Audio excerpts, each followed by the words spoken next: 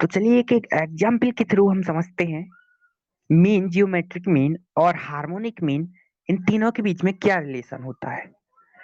तो इसका एक एग्जाम्पल लेते हैं। ये देखिए, यहाँ दिया हुआ है, यदि समंग श्रेणी के सभी पद मूल्य समान हो तो सिद्ध कीजिए कि A M is equal to G M is equal to H M. ये हमें प्रूव करना है। तो ये देखिए, यदि समंग श्रेणी के सभी पदों के मूल्य समान हो, यहाँ पे समान वाली कंडीशन बोला गया है हमें, तो प्रूव करना है A M equal to G M equal to H M. ये हमें प्रूव करना है।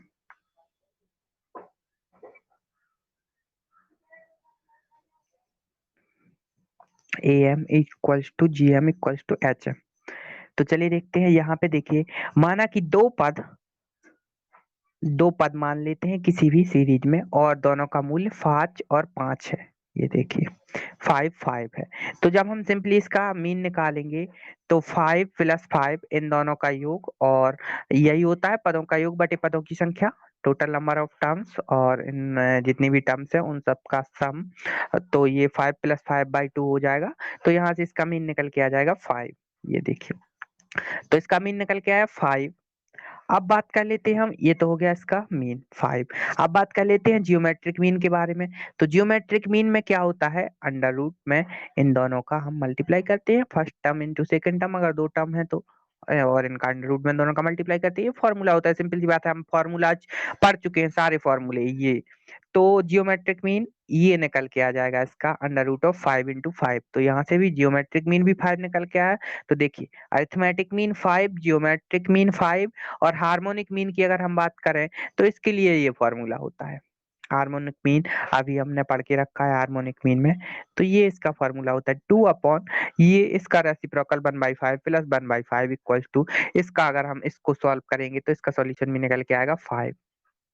तो हैंस प्रूफ कि अगर कितनी भी टर्म्स दी हो और उन टर्म्स का जो वैल्यू है वो अगर इक्वल हो, जैसे कि 5 5 दिया हुआ है यहाँ, तो A M equals to G M equals to H M होगा।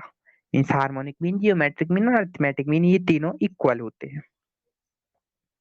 तो हैंस प्रूफ दैट अगर किसी भी कोई भी अगर सीरीज दी हो और उसकी वैल्यू, उन टर्म्स की वैल्यू इक्वल हो, तो A M equals to H M equals to G M होगा। तो एक और एग्जांपल लेते हैं। अगर इक्वल ना हो, माना कि दो पद हैं और उनका जो वैल्यू है वो 4 और 16 दिया हुआ है यहाँ पे, अब इक्वल नहीं है, तो अनइक्वल वाली कंडीशन में क्या होता है, देखिए सिंपली हमने इसका मीन निकाला तो ये हो जाएगा टोटल सम, और जितनी भी टर्म्स हैं उनका total sum upon total number of term. तो नंबर ऑफ टर्म 2 है, तो 4 प्लस 16 अपॉन 2, इसको हम कैलकुलेट करेंगे तो यहाँ से इसका मीन निकल के आ जाएगा 10।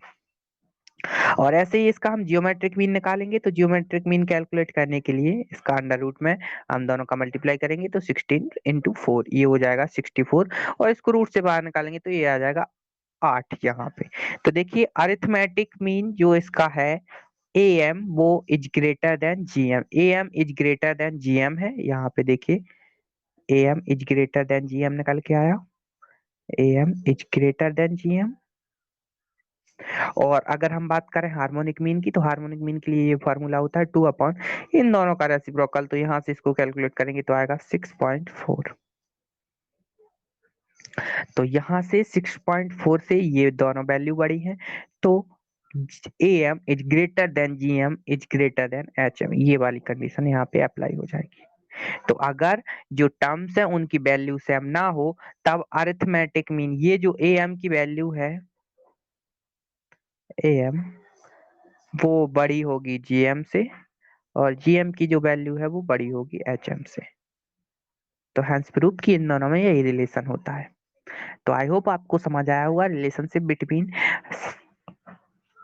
Mean, geometric mean and harmonic mean.